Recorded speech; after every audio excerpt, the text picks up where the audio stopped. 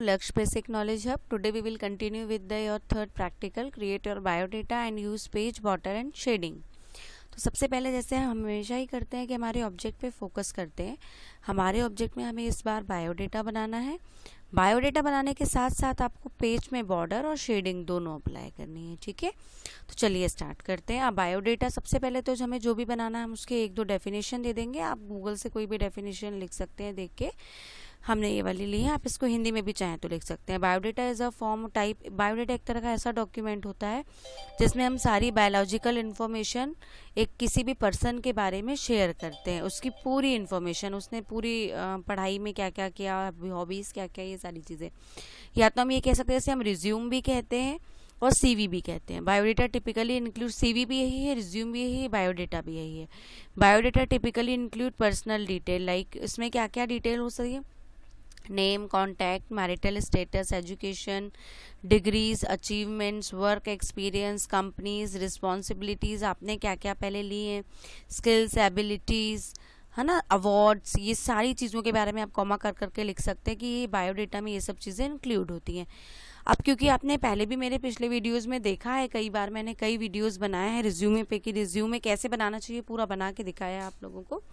तो रिज्यूमे दो तरह से बनता है। पहला तो हम डायरेक्ट न्यू पे जाके टेम्पलेट का यूज़ कर ले, और दूसरा हम पूरा मैनुअली टाइप करें। तो आपको दोनों बताने हैं। मैंने पहले ये टेम्पलेट वाला बताया है। टेम्पलेट में हम क्या करते हैं, देखिए फाइल पे जाते हैं, फाइल पे जाने के बाद हम न्यू पे जाते हैं, न्यू पे जाने के बाद हम सैम्पल टेम्पलेट पे जाते हैं। सैम्पल टेम्पलेट पे जाने के बाद आपको यहाँ पे ये रिज्यूमे बने हुए दिख रहे हैं। आप जैसे ही क्लिक करेंगे आप देखेंगे आपकी स्क्रीन पे एक रिज्यूमे खुल जाएगा।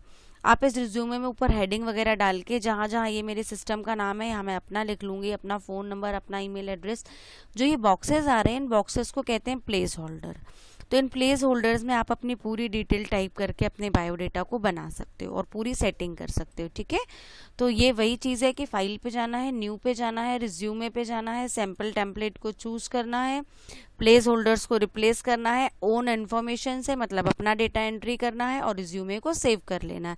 और इसके बाद एक ऑप्शन और लिख लेना, बॉर्डर एंड शेडिंग ऐड कर लेनी है।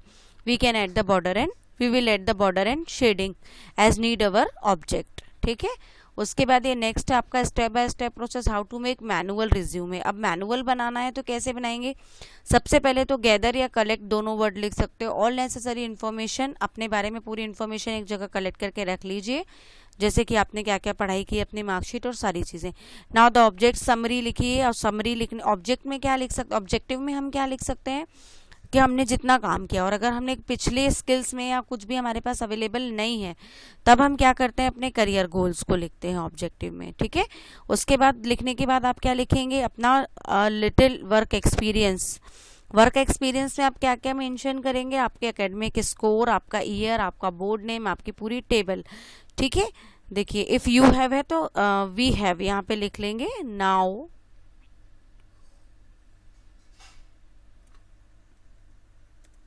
now start typing, now start type with work experience, ठीक है।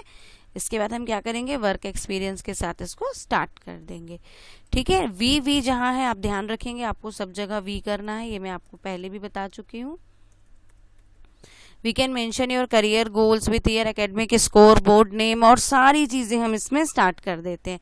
एजुकेशनल क्वालिफिकेशन में हम और क्या क्या लिखते हैं, डिग्री, सर्टिफिकेट्स, है ना, आपका जितना भी जो भी कुछ है वो सारी चीज़ें आप उसमें लिखेंगे। फिर क्या करेंगे, अपना वर्क एक्सपीरियंस क्रोनोलॉजिकली आपको लिखना है। क्रोनोलॉजिकली लिखने का मतलब आपने जहाँ जहाँ काम किया है। क्रोनोलॉजिकली लिखने का मतलब ये है कि आप स्टार्टिंग जो आपकी लेटेस्ट पोजीशन है वो टॉप पे लिखेंगे, और जो पुरानी पोजीशन है वो नीचे लिखेंगे। डिसेंडिंग ऑर्डर इसको हम कहते हैं, क्रोनोलॉजी को।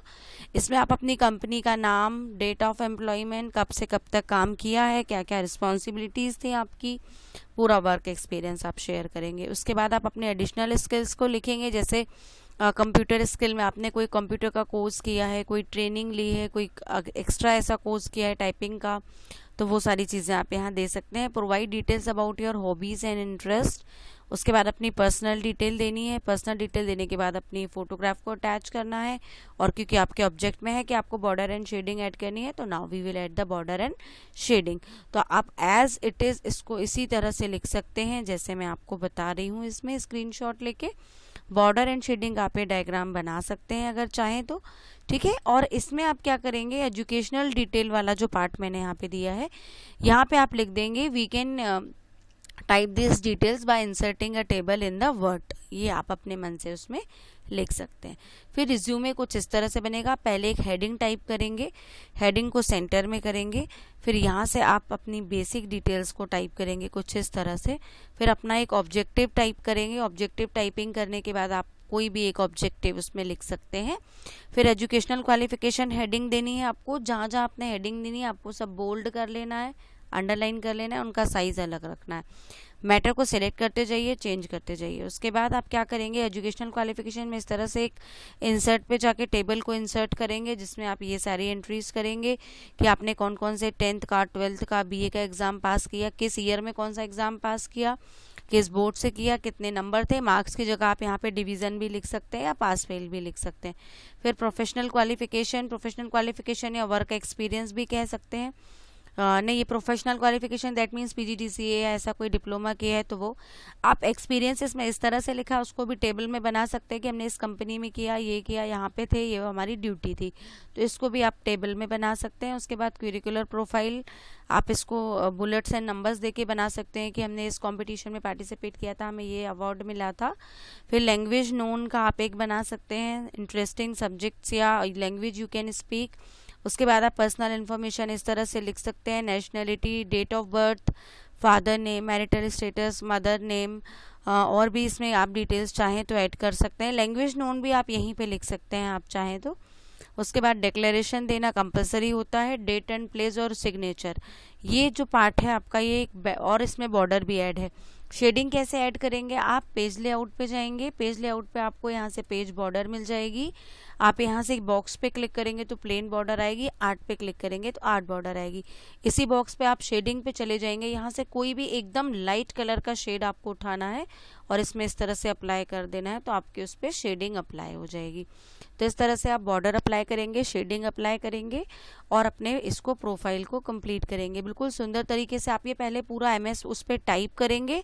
टाइप करने के बाद आप जो थ्योरी पार्ट है वो लिखेंगे। थ्योरी पार्ट लिखने के बाद आप क्या करेंगे, जो ये बॉक्स है आप एक अपनी कॉपी में, फाइनल कॉपी में बॉक्स बनाएंगे और उसमें पूरा का पूरा रिज्यूमे जो आपने टाइप किया है वो इसमें लिख देंगे। तो कैसा लगा आपको आज का वीडियो ज़रूर बताइएगा। जो भी क्वेरी हो आप पूछ सकते हैं कमेंट बॉक्स में। लाइक शेयर सब्सक्राइब करें। स्टूडेंट्स, आपके एक लाइक से मुझे बहुत सारी मोटिवेशन मिलती है। Thank you so